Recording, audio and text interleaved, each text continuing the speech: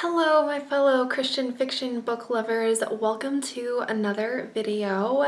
This week I am going to be reading only classics, as the title says, and the reason I am doing this is because I have fallen out of love with classics, and that is very sad because classics are what got me into reading. And I used to go to the library and go straight to the classics section and just read a couple of them. Granted, they were more children's classics, so they were easier to read. And adult classics is a very broad and harder world. So I think that's what's kind of kept me away from them the past couple of years. I think I've read a collection of four classics in the past 2 years, and one of them was for school. I'm not proud of that fact, so we're going to remedy it. I have a couple classics that I own that have just been sitting on my shelf, and I'm gonna try and tackle 3 of them this week. And that might seem pretty hard, but I typically average 2 or 3 books a week. We'll see, and 2 of them are shorter. So the 3 books I'm hoping to tackle this week are The Wizard of Oz, The Mysterious Island, and Northanger Abbey. And my goal is to at least have started Northanger Abbey because I'm going to read them in this order. And yeah, so starting with The Wizard of Oz, I own a German and English version. So one side of the page is in English and the other side's in German. And I feel like that's going to make me feel like I am just flying through it. And it's also a children's classic, so maybe that'll ease me back into this world a little better than if I just started with The Mysterious Island, which is such a big book. I'm gonna have a positive mindset when I look at this because I used to be so into this sci-fi world and I'm not anymore, but I hope I'm gonna like it. Anyway, so I'm gonna go ahead and start The Wizard of Oz now. Well, I was correct in assuming that starting with this book would make me feel like I was flying through it because I am that far. Does that make sense? I have that much left. Only reading one side of the page really helps. Also, I'm in my hammock in my reading room right now. I could not be bothered to get up. I'm pretty tired. I'm gonna push pause for the evening. I will definitely finish this tomorrow. Honestly, it is such a sweet story. I love it. It's making me want to go watch the movie.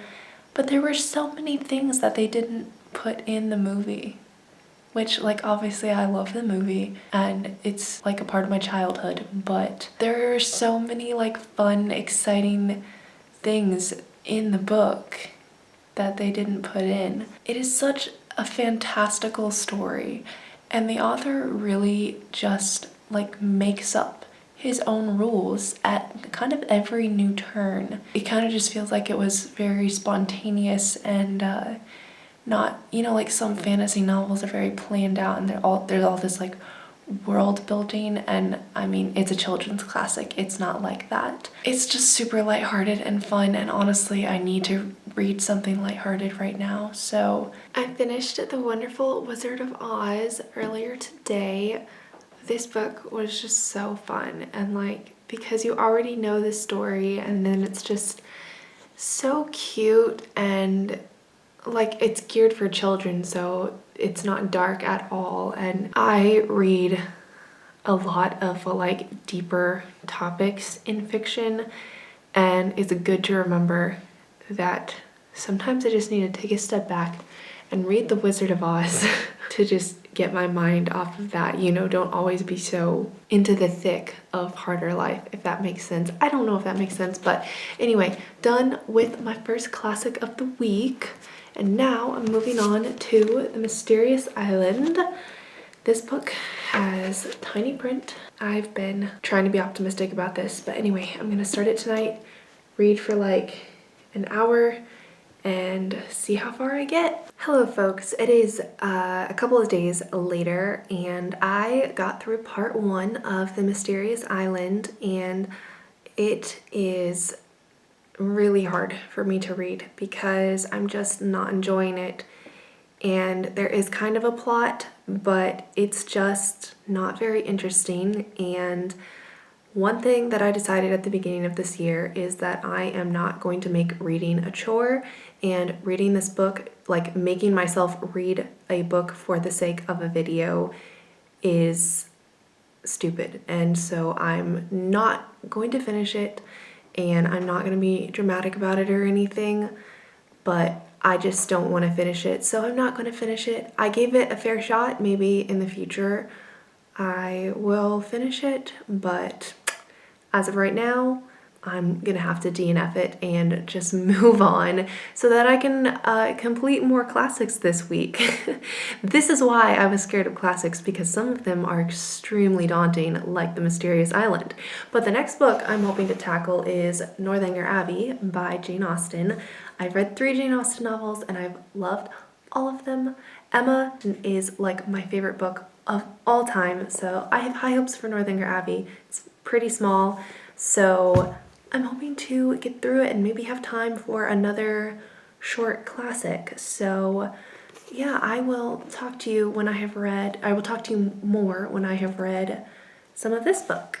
I have finished Northanger Abbey and I completely forgot to update you guys when I was halfway through it, so that's on me. But I finished it, and honestly, it just reminded me how much I adore Jane Austen and the stories that she writes. This was a shorter one, so it definitely felt like it flew by, whereas like Pride and Prejudice and Sense and Sensibility kind of like take longer, and there are more characters and kind of more plot lines to tie up by the end. Northanger Abbey really only follows Catherine Morland and basically her journey into figuring out what society is after her very sheltered upbringing. And she just steps into this world of society with so much naivety and kind of knows nothing.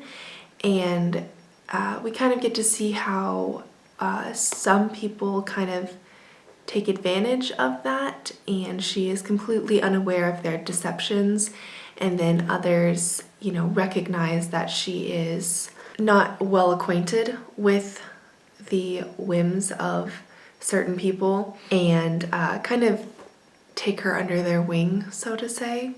I loved reading her observations of these people, like people that we all encounter, but they were just characterized in the book. Reading just her opinions of them and her impressions of them, and kind of knowing nothing about like oh, so and so, you know, like Catherine didn't understand how he could say one thing and then contradict it at the next moment. Like just her impressions of these people and personalities that she's never encountered was, honestly, it was just so informative and kind of makes you think, how do I process the different encounters I have every day with different personalities? Anyway, I really like Northanger Abbey. I secretly like, not secretly, I mean I adore analyzing literature, so I could like talk about this book for hours and hours and hours, but I'm not going to do that. It is Wednesday night and I started this on Wednesday afternoon a week ago, so I have read classics for a week. This video didn't turn out exactly the way I thought it would. I read The Wizard of Oz, which I really enjoyed. I didn't finish The Mysterious Island because I didn't enjoy it at all. And then I finished with Northanger Abbey, which I also really enjoyed. I don't like DNFing books, so that's why it didn't exactly turn out the way I thought. But I did really enjoy this concept of reading just one specific genre for a whole week. I think I might do this again, like might do it with classics again. I actually ordered more classics while filming this video because I really want to get back into reading them. Let me know your favorite classics if you have any that you think I should read. I'm down to read children's classics. Not really into the sci-fi thing. Jane Austen, oh my gosh, I will own all of her books by the time this video comes out. But anyway, thank you so much for watching. If you liked this video, go ahead and give it a like, and if you want to see more content like this, go ahead and subscribe, and I will see you Tuesday for whatever video that is. Until then, bye!